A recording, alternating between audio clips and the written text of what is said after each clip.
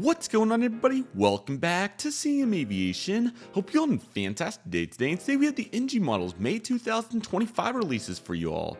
I hope all of you are excited for today's video, as today we have a very exciting NG release. I did see one JetBlue, so that's definitely a good start. Otherwise, I haven't seen any of them. So eager to see what this is all about, and I hope all of you are as well. Let's just go ahead and get started. And I know the JetBlue's at the top, so I won't get too far into that. But here it is, the Blue Yandy JetBlue Airbus A321. This is going to be November 970 Juliet Bravo, so very excited for this. It's the all blue one if I'm remembering correctly, so let's see if we can get a CGI. There we go.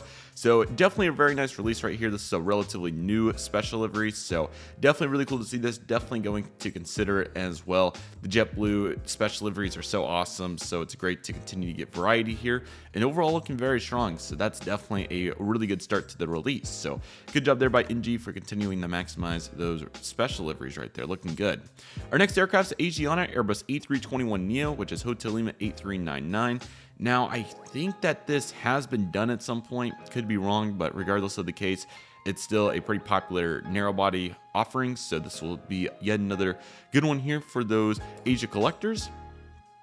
And we're going to get another one. This has the revised livery with the merger with Korean Airlines here, Hotel Lima 8586. So not seeing a crazy difference. I think is the tail just slightly different. I can't really see it particularly what the major difference is there, but it's to be expected from NG, so won't cry about it too much. We know about what to expect at this point, so that's what we have here in the 1-400 so far. And then our next aircraft is the Korean Air Airbus A350-900, a good release, Hotel Lima 8598. So as we know, this is a relatively new aircraft. It was pretty ironic timing considering they got their new livery just a few weeks, months after, so certainly pretty fascinating release right here, but we'll see a new livery one, I'm sure, here fairly soon. All right, next up we have another one, and this is going to be, excuse me, 8597. So our typical run-of-the-mill regarding the duplicate registrations. So if we just keep the two each, I would say we're doing pretty good at this point. So let's hope that's just two. And that's exactly what we have. Next up, we have the Shotcut Airlines Airbus A350-900. This is the Pin the Route Ultimate Bravo 32 Hotel Quebec. I want to say this one sounds very familiar, but let's take a look. I feel like that one's been done, but there could be some slight differences, so we know how we feel about this at this point. But yeah, great to see at least the ultimate aspect of it getting integrated, so we can take that for sure. So pretty typical though regarding the standard policy here for NG at this point. And this is the standard Panda route. This is Hotel Gulf on the prefix here, and let's see if we have some differences. So yeah, it looks about the same to me. I could be missing a piece of it, but that's to be expected at this point. So let's see what we continue to get as we move through. China Eastern Airbus E350-900. This one seems new. Could be wrong. Bravo 323 Hotel, and this is the first E350 delivered from China.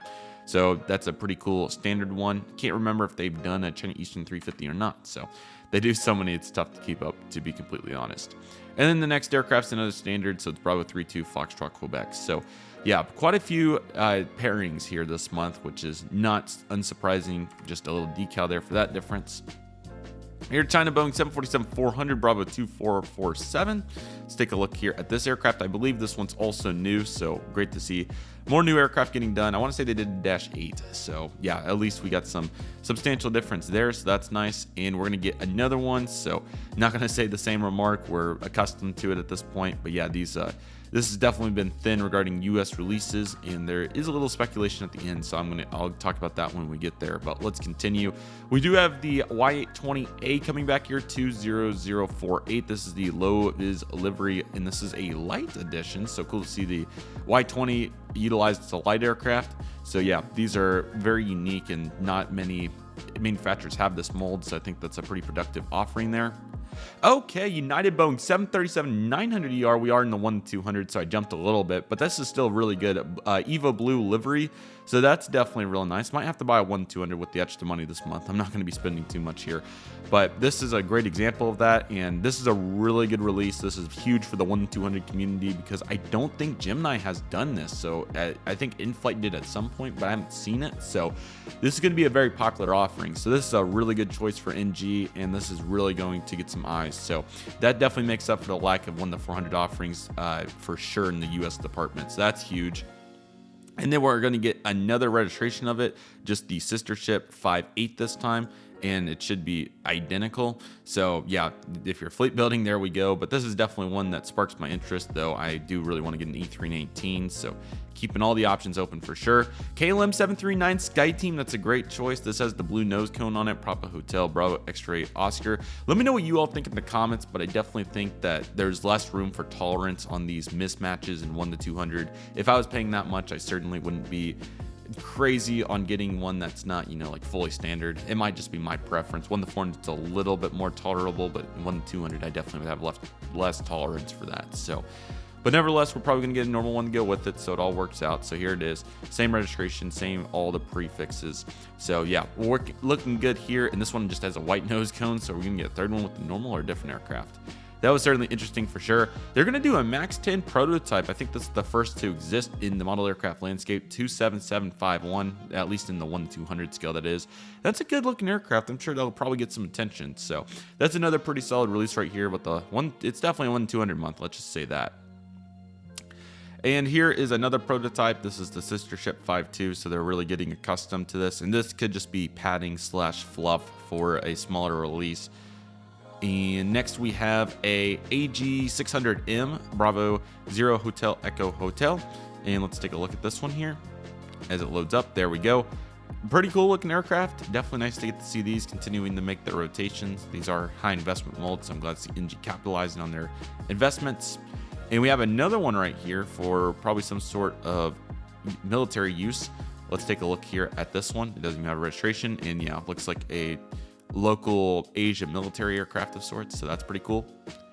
And we're gonna have another one. This also has the low vis livery, so let's see what the difference is. Oh, nice. Yeah, see, this is more of like that what the US would have for Navy. I'm not sure exactly what this one is, but that is a substantial difference there, so we can definitely live with that.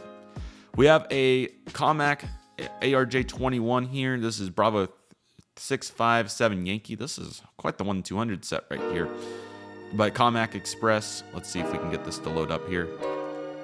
Some of these pictures sometimes just don't work, so we'll come back to that one, but not bad there regarding the variety. And there's an Air China one. This has the golden fuselage without gears, so this actually could look pretty cool. 919 X-ray. And yeah, that does look really cool. So, and I guess we have 1 to 200 lights now. I didn't know that existed.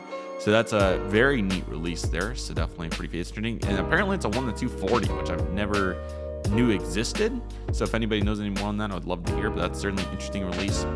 This one, let's see, is a China Eastern Gold. So I don't know if these are fantasy models or what we're doing here, or if the Comac aircraft actually come out their prototype with the gold on the fuselage. I have no idea. So if anybody knows, feel free to let me know. I'd be interested in know. Okay, we're back for 1 to 400, so I guess we weren't quite done with that. That would make more sense now. So this is the farewell flight for the Air China 747-400 Bravo 2445, and I think this is pretty cool. This is probably going to be the box art or similar concept. And yeah, that's a nice lighting shot there. So that's pretty cool. And I don't know if these are added on registrations or if this is just one and done here at the end. Okay, so this is an ultimate exclusive for members who reserve new mold first launch Air China 747-400, and this is 6 September of 2024. And I'm not sure, I guess this is just the ultimate version for people that reserved it. So that's pretty cool. And yeah, that made more sense there. And then this is obviously the release we took a look at previously. So yeah, this was definitely a much smaller set. So I don't know if this was intentionally done or not. Obviously, there's a bunch of speculation regarding their tariffs and how that's impacting these model aircraft manufacturers. Obviously, at the current time for the US, they're on pause. So it's going to be interesting to see how the rest of the summer progresses. Absolutely a slow set, though. Not too much in the way of excitement, that's for sure. And quite a few pairings for duplicates. So yeah, I think this is going to be the finish line here. I think I will be making a video about the changes that NG's implemented over the last year. I gave them several chances there, especially after that pretty good September release, to see if they could turn it up. And there's not necessarily a problem with it, but I think it is safe to say that they are really reorientating their focus to the Asia market.